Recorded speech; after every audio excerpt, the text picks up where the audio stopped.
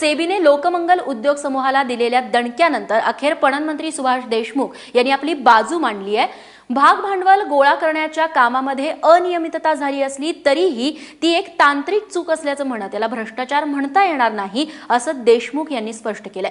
Company कायद्याच्या नियमांचं उल्लंघन केल्याबद्दल देशमुख यांचे कुटुंब संचालक असलेल्या लोकमंगल समूहाला शेअर बाजारात व्यवहार करण्यावरती सेबीने बंदी घातली आहे। याच सोबत 74 कोटी 82 लाख रुपयांची गुंतवणूक सव्यास प्रयत्न करण्याचे आदेश देखील देण्यात आले।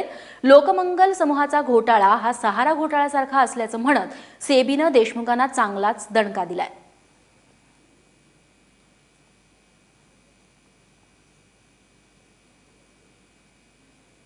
रोज 39 फक्त सभासदांना दिलं जातं, पण कारखाना एवढे पैसे गोळा करत होता आपण त्यावेळेस खूप मोठ्या प्रमाणात पैसे गोळा केलेले आहेत आणि गोळा करत असताना एकदम शेअर अलॉट करता येत नाहीत। आता हे कायद्याच्या बाबी आम्हाला माहिती नसतील हे मी मान्य करतो, पण एकदम अलॉट केलेलं नसल्यामुळं ते म्हणजे अनियमितता आहे आणि म्हणून मला असं वाटतं ह्याच्या चौकशीत काय जे व्हायचं असेल ते काय फार काय म्हणाल शेअरचे पैसे परत द्यायला तयार जाऊ नये नाही कुठं म्हणतोय। ज्या त्यांच्या नियमात वाचायला पाहिजे त्याच्यात थोडंसं कमी जास्त झालेलं असेल, पण त्याच्यात फ्रॉड झालाय त्याच्यात चुकीचं काय झालंय असं बिलकुल मला तरी वाटत नाही आणि जो काही सेबी निर्णय घेईल तो आम्हाला स्वीकारायला तयार आहे।